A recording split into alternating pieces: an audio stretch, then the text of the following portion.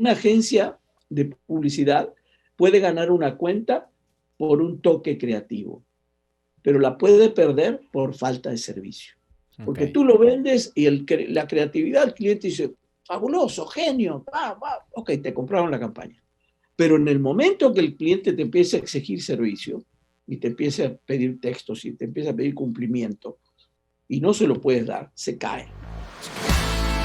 Hola, espero te encuentres muy bien. Mi nombre es Jorge Flores y te doy la bienvenida a Potencializa, el podcast en donde entrevisto a personas que han construido su propio camino a base de trabajo inteligente, dedicación y una búsqueda constante de nuevas oportunidades. Pero espera, si estás buscando una fórmula mágica para encontrar un camino fácil, déjame decirte que este podcast no es para ti. Por otro lado, si estás buscando aprender de la experiencia de otros para encontrar, descubrir y materializar tu propio camino, estoy seguro que encontrarás varias cosas que te podrán servir. Como sugerencia, para disfrutar de este episodio te recomiendo 3 cosas. 1. Tener una mente abierta. 2. Tener algo en donde tomar nota. Y por último, poner en práctica los aprendizajes de cada episodio. Ahora sí, prepárate para potencializar tus ideas con nuestro siguiente invitado.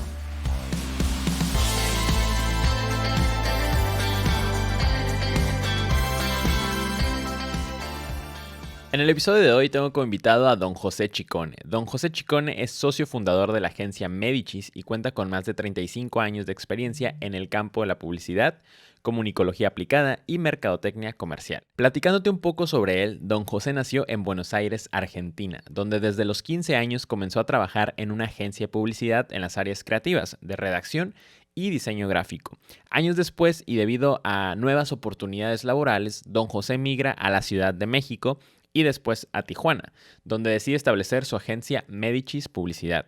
Y durante su trayectoria ha trabajado para diversos sectores y ha realizado un sinfín de proyectos. Entre ellos, ha sido editor de la revista Cuadernos de Comunicación. Lleva realizadas múltiples campañas en el área de marketing político para diversos partidos, candidatos, gobierno e instituciones privadas.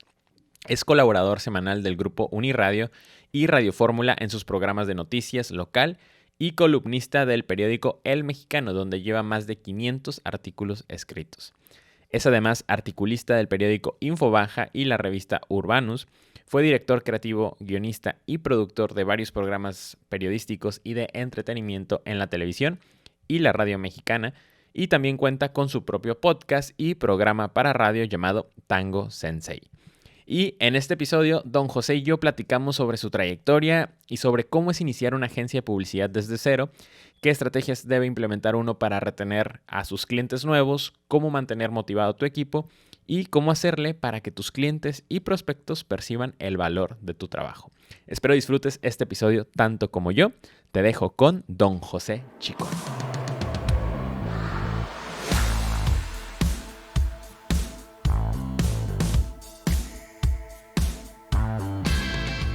Bienvenido, don José Chicone, a un episodio más de Potencializa. Muchas gracias por estar aquí, por darme el tiempo de compartir con mi audiencia un poco de sus conocimientos, aprendizajes y experiencias. Y estoy muy entusiasmado de poderlo entrevistar. He escuchado mucho sobre usted y por eso me gustaría empezar este podcast preguntándole ¿en dónde comienza don José Chicone? Bueno, comienza en Buenos Aires cuando yo tenía 14 años, escribiendo. Parece mentira que por esa época éramos muy chicos, pero bueno, por una cuestión familiar tuve que terminar la escuela secundaria y meterme en una escuela técnica. Empecé a trabajar con un tío mío que tenía agencia, estudiaba en la Escuela Técnica de la Publicidad. Soy un lector consumado. Yo desde chico leo muchísimo y sigo con el promedio desde hace tantos años de 3 o 4 libros mensuales, ¿no? Okay. El mes que leo poco son 2 libros. Soy un lector muy metido en las historias. Y bueno, a partir de los 14 años, escribir mi primer spot para radio, en esa época tan difícil que no dejaban a los muchachos jóvenes meterse. Yo era muy chiquito. Entonces, perdón que lo interrumpa. ¿Y cómo fue que entró a escribir un spot de radio? O sea, ¿qué fue? A los 14 años uno está en la secundaria. No, perdón, porque entré con un tío mío, estabas por cumplir 15, casi 15, digamos 15. Okay. Porque entré con un tío mío que tenía una agencia, se le enfermó su copy Ok. Y me dijo, tú que escribes bien, porque yo le había dado algunas cosas escritas y me gustaba la poesía y bueno, lo que pasa en esa época, que uno tiene, no ahora, porque ahora no leen tanto, pero entonces empecé a escribir y bueno, de ahí empezó prácticamente mi carrera. Me recibí cuando tenía entre 19 y 20 años como técnico en publicidad. Aquella época no era licenciatura, en Argentina por lo menos era técnico en publicidad. ¿Y qué significaba ser técnico en publicidad? Significaba dominar la parte de la literatura, la parte de escribir, saber escribir, primero de todo saber escribir muy bien, y después, bueno, todo lo que sea la parte creativa y la parte de tu iniciativa privada ya se valoraba de otra manera. Y yo, bueno, se me dio por estudiar y meterme a la parte creativa y nada, empezar a crear eslogan, anuncios, y ahí empecé en esa agencia hasta me seguí derecho. Imagínate, estamos hablando de 14 o 15 hasta los 20, casi 26, que me fui de Argentina Ok. y me instalé en la Ciudad de México. Entre los 15 y los 26 me gustaba mucho la comunicación, entonces empecé a meterme al mundo de la comunicología y empecé a hacer ensayos a partir de lo que yo leía. Y bueno, uno de mis ensayos fueron a parar a la Ciudad de México con el señor Eulalio Ferrer y me contrata en México como comunicólogo. Nunca tuve título de comunicólogo, ¿eh? Está claro. Y sí, era la praxis, fue el fuerte mío. Entonces entro a la agencia, entro a Comunicología Aplicada de México, ahí hicimos una revista que se llamaba Cuadernos de Comunicación, que duró 5 años la revista, pero también trabajaba para Publicidad Ferrer, porque el bichito de la creatividad era fuerte y necesitaba trabajar, además necesitaba tener varias ocupaciones. Entonces yo me hice en el ejercicio de la profesión. La publicidad en aquella época no es absolutamente como es ahora, es decir, las intenciones siguen siendo las mismas. Hay que hacer publicidad para vender, hay que hacer publicidad para posicionarse, hay que hacer publicidad para... Ahora pues lo llamamos de otra manera, hablamos de branding, cuando hablamos de marca, hablamos de... Pero las intenciones eran las mismas, las herramientas no eran las mismas. Las herramientas de ahora son geniales porque tú puedes redactar e ir en el carro, no sé. Sí. Era más difícil. Había que anotar todo, por eso nosotros éramos buenos escribiendo, porque anotábamos y leíamos todo.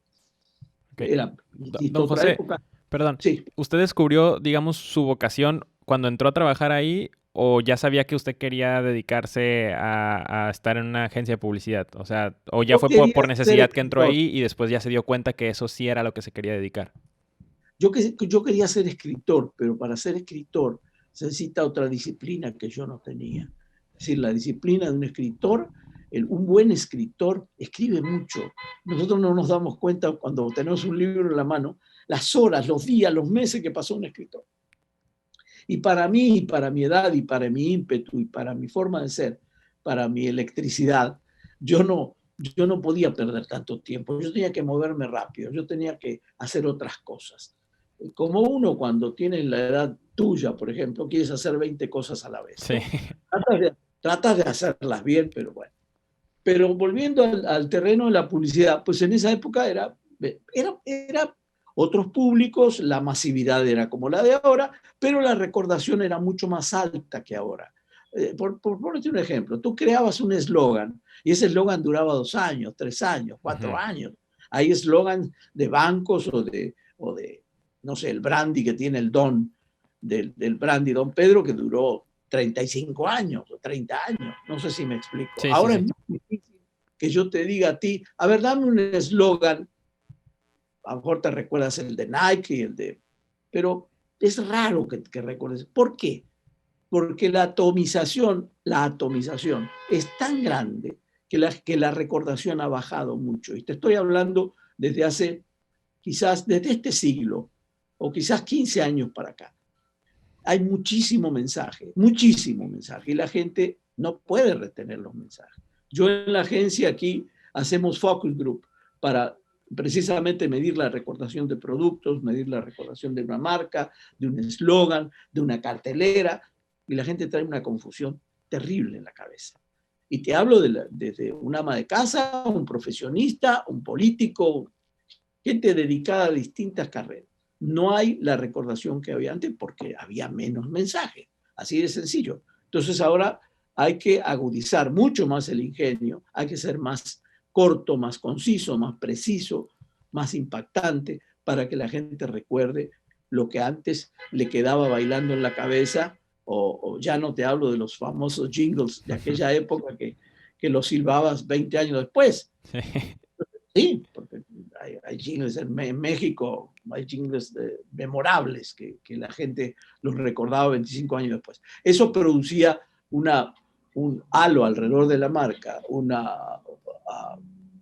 digamos, una cobertura alrededor de una marca que la protegía. Y ahí a la marca había que mantenerla, exigirle al que la fabricaba que los productos siguieran de la misma calidad. Era distinto la competencia, había más tiempo para analizar. Las competencias inclusive se movían de manera más lenta. Okay. Ahora estamos en un mercado altamente competitivo, una velocidad impresionante, y de repente en 4 o 5 años volteaste la cabeza y te diste cuenta que Amazon pasa a ser lo que antes eran los malls. Entonces, si quieres una marca, la tienes que comprar por Amazon. Entonces, son unas cosas que hace 4 o 5 años eran imposibles de creer. Así, de ese tamaño es el cambio del mercado. Y de ese tamaño es el desafío que traemos permanentemente. No solo yo, que tengo tantos años en esto, sino la gente que trabaja conmigo, los jóvenes como tú, que hay que aprender a vivir en este ritmo, hay que aprender a vender en este ritmo. A mí cuando me dicen, bueno, pero ahora tienes las redes y ahora tienes la inmediatez, la cosa instantánea. Bueno, perfecto. Ahora, ¿cuál es como dicen los americanos, el reach and touch? Es decir, ya te alcancé, ya te toqué, pero ¿qué es lo que te voy a decir para que te quede en la cabeza? Uh-huh. ¿Cuál es el contenido? Que esa es la clave para mí. Si el medio está bien, te da todas esas facilidades, pero si sigue faltando la materia prima del contenido de calidad, del contenido analizado, del contenido pensado para ese público, vamos a seguir en una competencia que vamos a marear al cliente en general. O sea, son otras las exigencias, es otro mercado. Estamos adaptados a este mercado, por supuesto, los jóvenes hay que meterlos a ese carril. La agilidad y la forma rápida de trabajar en una agencia es ahora como hace 40 años. Antes las emergencias yo manejaba en la Ciudad de México un supermercado gigante y los cambios eran brutales. Te llegaba cambio de frutas y verduras y tenías a todo el departamento de arte pegando. No es como ahora que lo resuelves más rápido. Entonces, la estrategia de marketing era distinta. Don José, perdón que lo interrumpa. No me dejes hablar, ¿eh? No me dejes hablar porque yo... No, por ejemplo, cuando le llegó la oportunidad, digo, como yéndonos a la línea de tiempo, cuando le llegó la oportunidad de mudarse de Argentina a Ciudad de México, ¿cómo supo que ese era el siguiente paso en su carrera y por qué no decidió quedarse mejor en Argentina? Porque ya fueron cuestiones más personales, más de enfrentar Yo me casé muy joven en Argentina, a los 21 años, okay. Y me separé a los 25. Tenía que ver más con mi cosa personal, cambio de aire,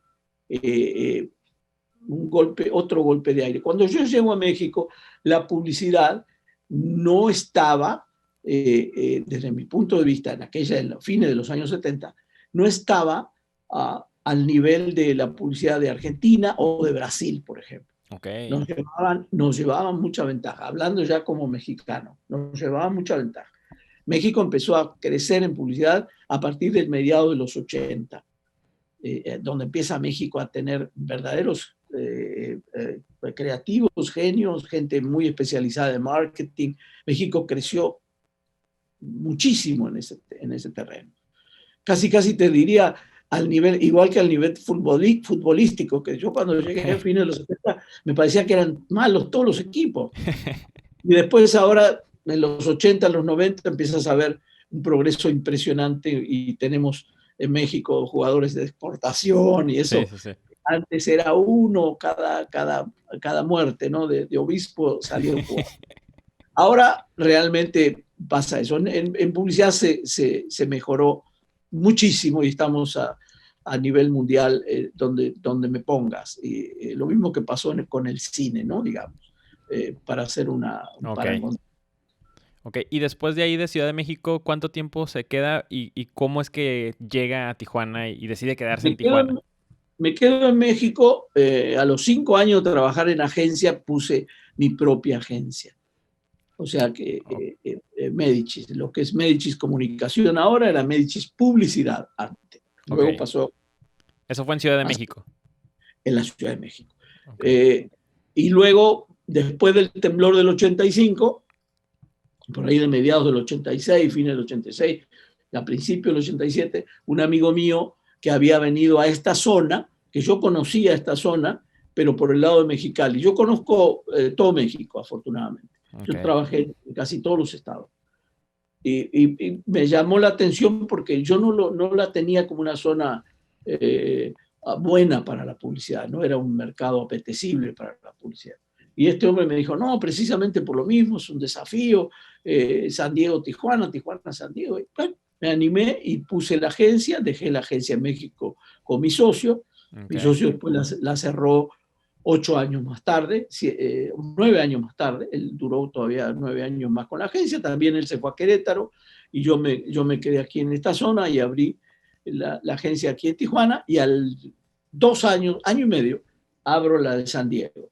Y ahí quedamos, San Diego, Tijuana. Y nada, la explicación que te puedo dar por qué Tijuana, y no sé, eso se lo tenés que preguntar a un inversionista, a un artista, no sé. Pero Tijuana te atrapa. Es una ciudad generosa, es una ciudad con todo el desorden que te puedas encontrar, pero sí te atrapa. Entonces te quedas, te vuelves agradecido con la ciudad, ya la notas incomparable, y te gusta, y bueno, es un poco esa sinergia que se va estableciendo entre ser humano y ciudad nueva, ¿no? Para mí en esa época. Ok, y por ejemplo, ya que llega a Tijuana, digamos, usted pues, o sea, tenía 5 años, digamos, ya en México, creo, ¿no? Contándolo de la Ciudad de México. No. Contando la Ciudad de México, tenía 12 años. Ok, 12 años. ¿No? Pero ¿cómo llegar a Tijuana? O sea, ¿qué estrategias como implementó para dar a conocer su agencia desde esta ciudad que no era una de las principales? No, claro. Bueno, la estrategia era lo mismo, poner una buena agencia con todos los servicios en un lugar confortable. Me costó eso mucho trabajo porque el cliente venía y como yo le pasaba un costo de un trabajo, venía y miraba a la oficina y veía los cuadros y decía, con razón cobra usted tan caro. Los cuadros son míos, ya los pagué, ¿no? Pero la publicidad en Tijuana en esa época era muy corta porque había poco público para informar. Habría algunas agencias, pero eran más bien agencias que hacían de todo. No había especialización, no había un departamento de comunicación específico. Entonces, nosotros fuimos los primeros que empezamos a ofrecer servicios en comunicación, en marketing político, y ya pasaron 30 años, ¿no? Ya es mucho. Entonces, la forma de insertarme en la sociedad, bueno, fue hacer un cóctel, presentar la agencia, ponernos a sus órdenes, y después, bueno, un par de ejecutivas de cuenta empezaron a buscar citas. Yo mismo acostumbraba a ir a las citas con los clientes. Yo no era un desconocido, al contrario, yo era una persona más que trabajaba en la agencia y quería, a la par de los chicos, salir a buscar clientes. Y bueno, es un proceso largo.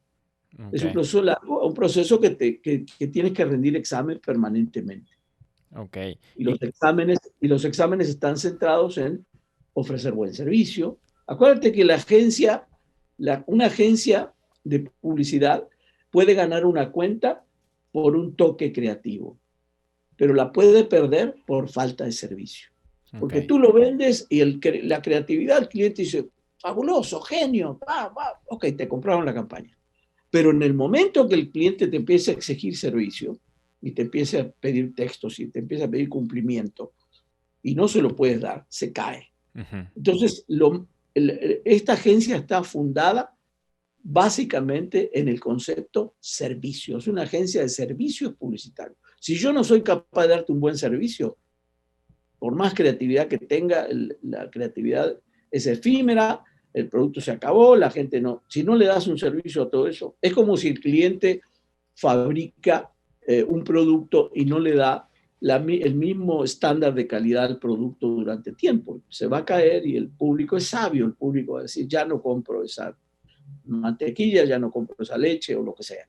Entonces, de alguna manera, el servicio es muy importante y sigue siendo ahora, ¿no? Okay. Claro. ¿Y cuáles son algunos como estándares de servicio que ha manejado usted, digamos, desde entonces hasta ahorita que cree que han marcado una diferencia entre que un cliente se quede con su agencia o cambie a otra? Mira, primero la disponibilidad. Yo por ejemplo, instituí en Tijuana, fui creo que de los primeros que instituí un sistema de igualas mensual o de fee mensual. Okay. El cliente me paga un fee mensual y el cliente tiene servicio permanente. Si el cliente me llama un sábado, un domingo, yo tengo que estar dispuesto. Si le pasó algo, si el cliente me llama un sábado a la noche porque dice se murió el ingeniero tal y tal y necesito que me pongan una esquela mañana en el periódico, yo tengo que tener ese servicio disponible. Okay. Eso me refiero con el servicio. El servicio es disponibilidad. El cliente puede disponer de mí a la hora que quiera. Y el cliente sabe que va a tener servicio permanente. Si le pasó algo y si el anuncio salió mal o si el anuncio lo subieron mal a redes o en una frecuencia que no era la indicada, yo tengo que tener el monitoreo todo el día para decirle al cliente, aquí está tu anuncio, aquí está la manera de demostrar que las cosas se hacen. A eso me refiero con el servicio. Okay. Es tan simple como entrar a un negocio y que te atiendan bien, de la entrada hasta la salida, desde la cajera hasta el que acomoda los estantes en el supermercado. Esto es lo mismo, esto es un tránsito de servicio que hay que tenerlo disponible y con calidad siempre, permanentemente. Acá no hay clientes chico, mediano, grande, es exactamente lo mismo. Ok, y por ejemplo, así como lo menciona, pues es un servicio de 24/7. Entonces, ¿cómo le hace para mantener cierto balance y como no sobreexplotar al equipo, por ejemplo, de que, oye, el sábado, o para motivar al equipo para que esté disponible, digamos, también en esos días donde a lo mejor no son laborales? Mira, la motivación que yo establecí y que es otra modalidad, igual que los fee y las igualas, son que toda la gente que trabaja conmigo, además de su sueldo, primero discutimos el sueldo, cuánto quiere ganar, cuánto. Luego, casi todas las cuentas, y digo casi porque hay algunas que no hay esa capacidad de maniobra, pero casi todas las cuentas son comisionables. Casi todas las cuentas, el creativo se lleva una parte, saben que mantener esa cuenta es un extra para ellos. Ok. No sé si me explico. Sí, claro. O sea, entonces llega una cuenta y, digamos, los responsables de manejar esa cuenta. Director de arte, director creativo, director de marketing, saben que de esa cuenta hay una porción para ellos. Ok.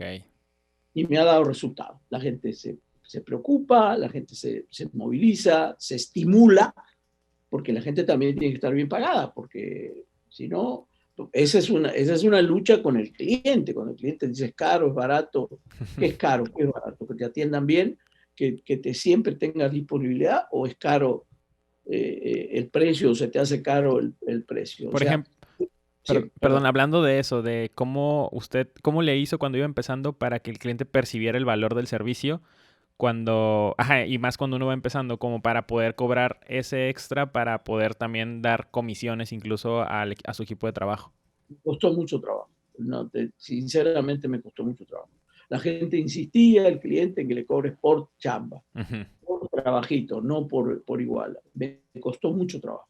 Por lo menos de los más de 30 años que llevamos aquí, 32, y por lo menos 5. Los primeros 5 años fue una lucha continua. Había clientes, por ejemplo, que te hacían un contrato y el primero, segundo, tercer mes te invitaban a romper el contrato o a que ya no querían compromiso, porque no se había ido. No porque tú no lo hayas cumplido. Eso era justo, ¿no? Gracias a Dios nunca me pasó eso. Pero sí te invitaban a que entonces te dejaban los contratos en la mitad y tú decías, wow, ¿cómo? Sí, entonces, y a lo mejor usted había contratado a alguien exclusivamente para ese cliente, ¿no? Ni me hagas acordar de eso. Y ahí... sí, cuesta mucho trabajo, Okay. Volvemos al episodio en 30 segundos. Solo quiero aprovechar para compartirte que este episodio es patrocinado por Minaret.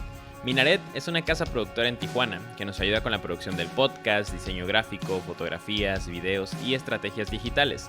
Así que si te encuentras trabajando en un proyecto nuevo y te gustaría delegar algunas cosas o elevar la producción de tus contenidos, puedes ponerte en contacto con ellos en su sitio web minaret.mx. Se escribe minaret.mx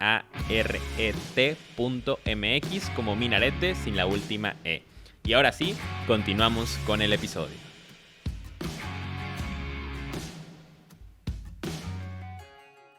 ¿Y cómo fue más o menos? Digo, porque yo más o menos estoy en una etapa así, pues, como con mi agencia también digital, como de estar negociando con el cliente. Y eso es un estira y afloje y mantener motivado al equipo. Y uno les quiere pagar más, pero no siempre se puede. Usted, como si nos puede platicar, no sé, alguna anécdota o algo de o qué marcó una diferencia para que diga, uy, me siento más como un respiro, digamos.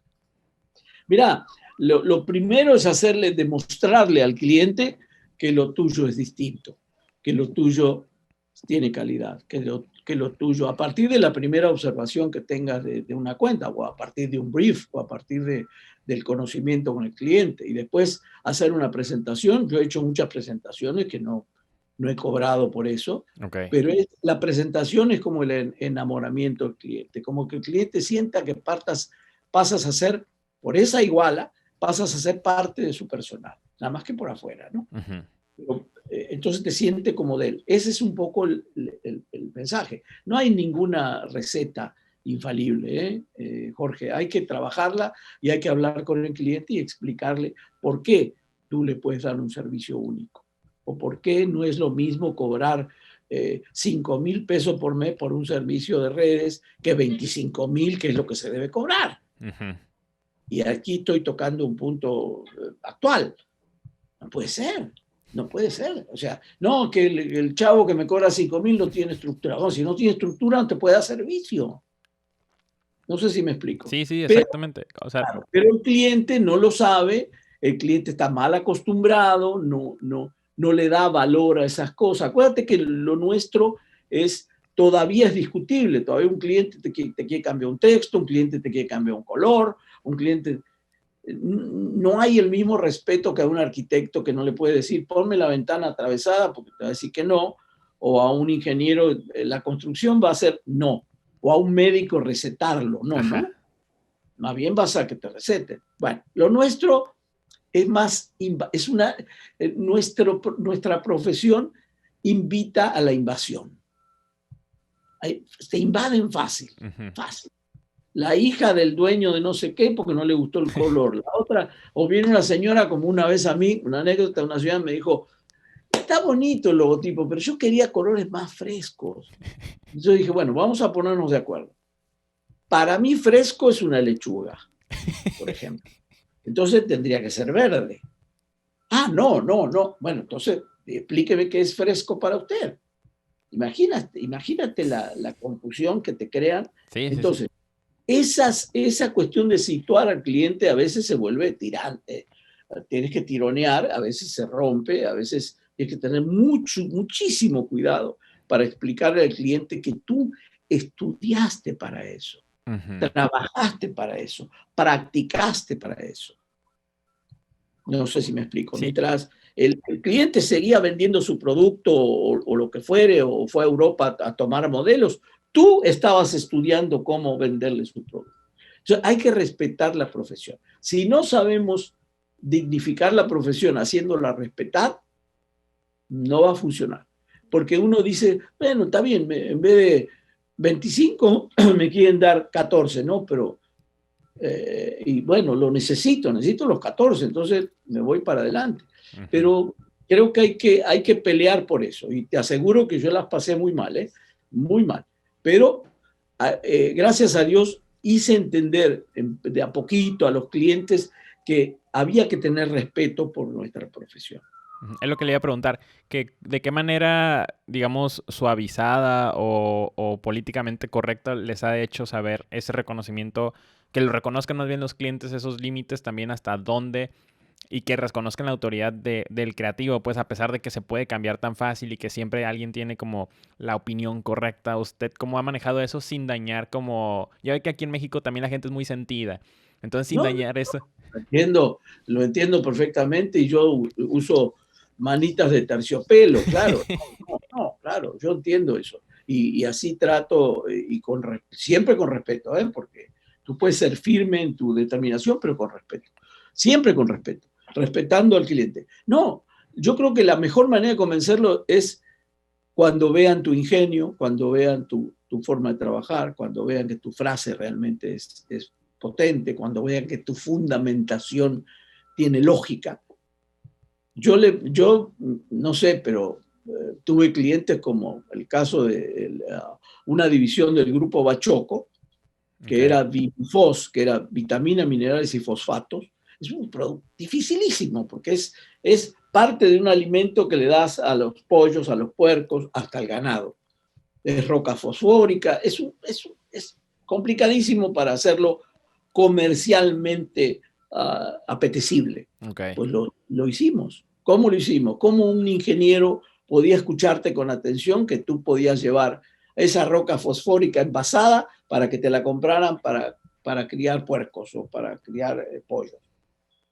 ¿Me explico? O Sí, sea, sí, hay sí. cosas que son muy complicadas. Sin embargo, bueno, ahí está nuestro trabajo, ahí está nuestra manera de ver cómo encarrilas un producto y haces ver, y el cliente va ganando en confianza. Y el cliente está viendo que el producto está caminando, que ya lo reconocen más, que van a un lugar y que le dicen, no, sí, ya vi tal cosa, y los referentes, empiezan a surgir referentes. Y ese es parte de tu éxito, de tu fracaso. Por eso no hay una fórmula. Ojalá la tuviéramos, te la doy, pero que diga, esta es la receta, dile a tu cliente que le conviene esto. No es tan sencillo. No, ojalá fuera sencillo, No, pero pero está no. súper bien que nos comparte así la experiencia. Don José, le quería cambiar un poquito de tema. Por ejemplo, en una entrevista, y creo que ahorita lo mencionó, que su esposa pasó a dirigir la parte de la agencia de San Diego. San Le Diego, quería sí. preguntar, ¿cómo se da esa relación laboral entre usted y su esposa y la negociación entre lo que es trabajo y lo que es ya a nivel personal? No, bueno, el respeto, otra vez la palabra respeto. El respeto es todo. El respeto con los hijos, el respeto a la pareja, el respeto a tu trabajo. Si guardas respeto, nunca va a haber diferencias, como todo, pero siempre va a caminar. Mi esposa no era publicista, era periodista, Ok. licenciada en periodismo, licenciada en periodismo. Y en México ejerció de periodista, fue directora de Cosmopolitan y tenía otra formación. Ok. Bueno, pero yo dije, bueno, en la familia, los niños eran muy chiquitos en esa época, en la familia, si queremos quedarnos con los negocios, tenemos que empezar a trabajar. Bueno, su dominio de inglés, meterte a un mercado que en realidad la agencia era para atender el mercado hispano, que era flaco en esa época. Ok. No era gordito como Como ahora, ahora. petit, Ajá. era un mercado más delgado y muy primario, muy doméstico. Y sin embargo, bueno, fuimos trabajando y como te digo, separando las cosas, ¿no? Es decir, mi experiencia volcada a una agencia que recién que empezaba a dar su fruto en un mercado dificilísimo como el de San Diego. San Diego es dificilísimo para el mercado hispano. Si no, dime cuántas agencias hispanas hay en San Diego. Sí, sí, sí. Desaparecieron casi todas, porque tenemos muy cerca Los Ángeles, más cerca Irvine, que son zonas donde hay agencias. Newport Beach tiene agencias hispanas. Sí, sí, Entonces, sí. una zona, no es como Miami, que es Miami y es Miami. Si buscas una agencia alrededor de Miami hispana, te tienes que a Tampa, pero ya no es lo mismo. Entonces, aquí no, aquí tiene cerca todo este monstruo de la parte de Los Ángeles y ya ni hablar de más arriba, más Sí. San Francisco y eso, pero es una zona, es difícil. Pero bueno, ahí tienes un tamaño de mercado que dices, bueno, este es mi tamaño de mercado, no va a crecer más que esto, o de a poquito a ver qué podemos hacer. Y así fueron pasando los años. Pero la relación respondiendo a tu pregunta, entre mi esposa y el trabajo, siempre a base de respeto. Inclusive ahora, después de tantos años, ya mi señora me habla del mercado americano y yo le presto tanto. Mi mercado es México. Yo conozco más este mercado. Ok. Y cuando Cuando digo mercado, hablo de esta zona, del noroeste. Ok, súper, súper bien. Cambiando también un poquito de tema, ¿cómo le ha hecho para irse adaptando a todas las nuevas tecnologías y mantenerse actualizado en todas las tendencias? ¿Lleva usted a cabo alguna rutina o si nos puede compartir a lo mejor alguna de sus fuentes? Sí, no, bueno, generalmente, mira, para actualizarte en tecnología, mis hijos, que nacieron con la tecnología, y los chicos de aquí, que yo, aparte mío y de otra persona que tienen 50 y pico de años, los demás son todos chicos. Ok. Ayer celebraron el cumpleaños de uno que yo ni sabía cuántos años tenía. Digo, ¿cuántos cumpliste? 22. Entonces, esos son los muchachos. Eso, tengo gente especializada en redes que ha tratado de explicarme. A veces me trabo, como pasó ahorita contigo, pero sí trato de imbuirme de gente y rodearme de gente más bien. Y lo que se pueda aprender, lo que pueda leer, permanentemente voy leyendo las novedades. Yo tengo una cápsula en Radio Fórmula los jueves, Ok. con Fernando del Monte, y ahí siempre hablo de cuestión de streaming y hablo de otras cosas que yo no, a lo mejor no domino tanto, pero lo leo semanalmente. Me preparo mucho para eso, presto muchísima atención a las presentaciones de los chicos de redes, y bueno, y también pongo mi granito de arena, ¿no? Porque es lo que te decía, si ahora tenemos mucho más herramientas, pero seguimos necesitando dirección, seguimos necesitando contenidos para que todas esas herramientas sean útiles realmente. Ok, ok. Me voy un poquito más rápido, nomás porque ya se nos estamos acabando de tiempo. Adelante. Pero sé que escribe frecuentemente en varios medios, ha salido en televisión, tiene su propio programa de tango en línea, dirige, Eso es un hobby, eso es hobby. dirige su agencia, digo, como todas las actividades que tiene, y además lee de 3 a 4 libros al mes. Le quería preguntar cómo organiza su tiempo, cómo es un día promedio suyo, o no sé si ya tiene como establecida alguna rutina.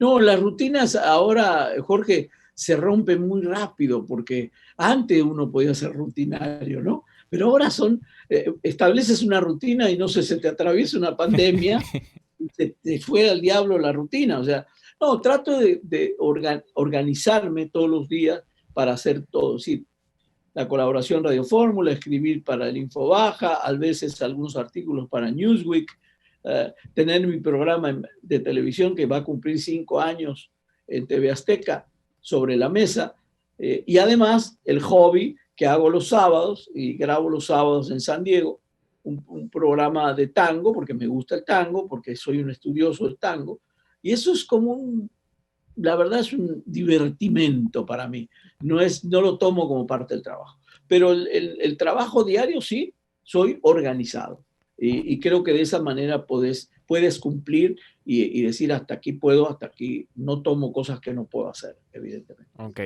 o que mi tiempo no me lo permite. muy bien. Don José, ¿cuál es el reto más grande que ha tenido en toda su trayectoria?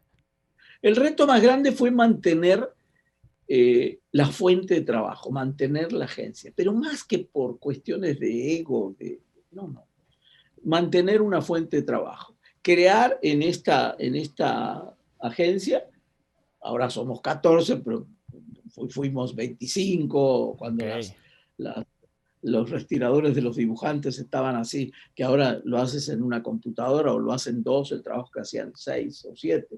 Eh, Siempre fue mi preocupación mantener el trabajo y que la gente que trabajara o que pasara por Medici se fuera con un aprendizaje.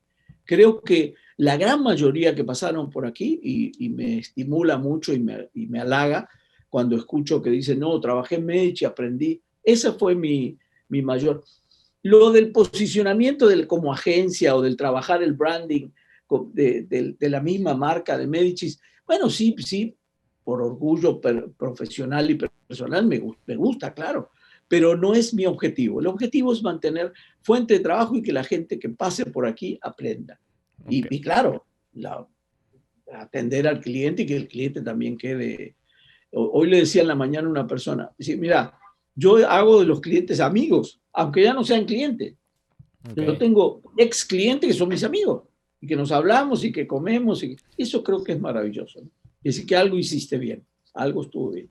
ok, súper, súper bien. ¿Cuál es el error en el que más ha aprendido?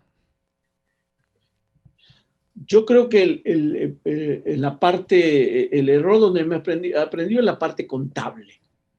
porque yo pensé que dominaba todo la parte contable de una empresa, la parte de los dineros, la parte de del financiamiento, del movimiento del dinero, de tener efectivo, no tenerlo, o pedir o no pedir. Ok. Toda esa parte, los últimos, digamos, 15 años he aprendido muchísimo por los golpes. Fueron errores, pero errores de suficiencia, errores de decir, ya sé cómo, y no es así, no sabía, creía que sabía. Esos errores me dieron mucho aprendizaje, es la verdad, en la parte contable. Gracias a Dios tengo una parte contable mucho más organizada que hace 15 años, digamos. ¿Qué tuvo que hacer así nada más como para organizarlo un poquito mejor? Así No, algo breve. bueno, te tienes que golpear, Jorge, te tienen que golpear, te tienen que tocar un día la puerta y decir, oiga, no está tan bien, usted está debiendo esto, ¿what? ¿Cómo que? Si yo pagué no, usted pagó parte de los impuestos, usted no pagó esto, aunque tengas una asesoría de un par de contadores, entras en una confusión general. Entonces, yo creo que básicamente eso, a partir de errores, como decías tú hace un rato, errores, aprendes a corregirlos. Lo peor es que hay gente que no aprende a corregir sus errores nunca. Yo por lo menos creo que en ese terreno lo aprendí. Muy bien. ¿Qué le recomendaría a un publicista o mercadólogo que va empezando y que aspira a tener una carrera como la suya? Trabajo, lectura, no dejen la lectura, ¿no? Es absurdo pensar que porque lees una novela no lo vas a poder aplicar a la publicidad. Es absurdo. Yo escribí muchísimos guiones en mi vida, programas de televisión, y todo nace de la imaginación socorrida, ayudada. Parte de lo que tú leíste es lo que vas a llevar adelante. En tu interpretación, con tus colores, con tus ciudades, pero es parte de una historia. Por eso nunca hay que dejar de leer.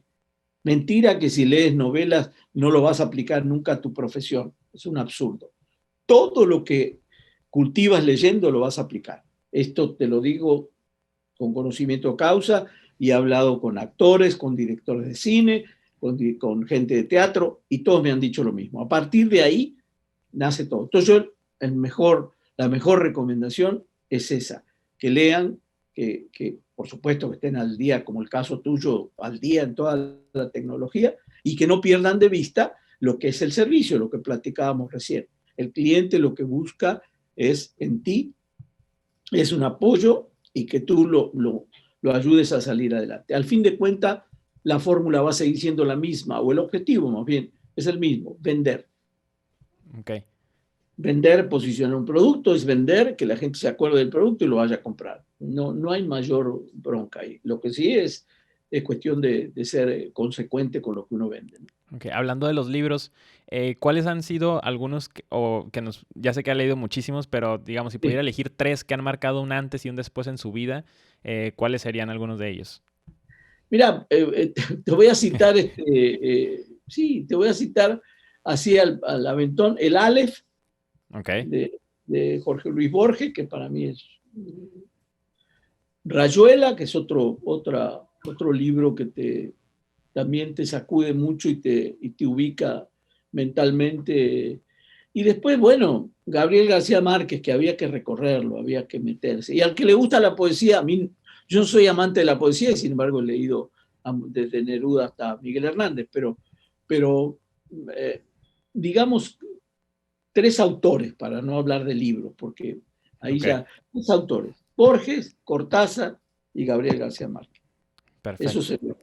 Hay, Perfecto. y se me hace injusto encerrar en 3 cuando admiro profundamente a Octavio Paz, o, no sé, a Juan José Arreola, escritores mexicanos que me han carballido, no sé, es una lista interminable de escritores mexicanos buenísimos que me han, así, por eso es difícil centrarme en 3, pero bueno, eso sería más o menos. Muy bien.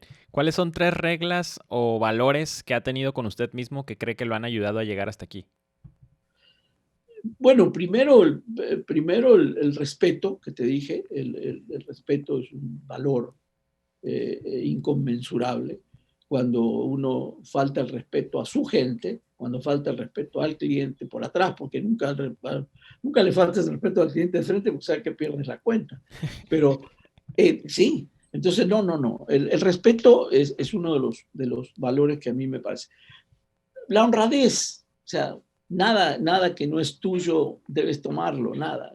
Ni una cuenta mal hecha porque se equivocó el cliente. La honradez es un respeto, honradez, esas son las más o menos. ¿Qué otra cosa me preguntaste? Perdón. Sí, ¿pudiera mencionar 3 de esas reglas o valores? Bueno, sería el respeto, la honradez y la disciplina, que no me gusta mucho la palabra, pero es necesaria, porque a veces nos dejan, ¿no? Cuando eres joven dices, ¿qué instrumento te gusta? Me gusta la batería, entonces yo toqué batería, trombón, guitarra y no toco nada de nada.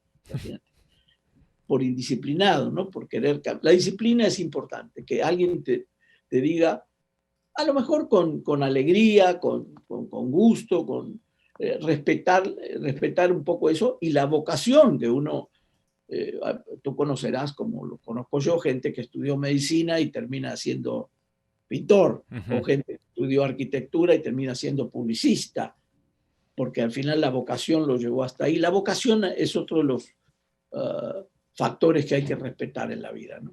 Okay. No respetar para uno. Okay. Don José, ¿cómo le gustaría ser recordado?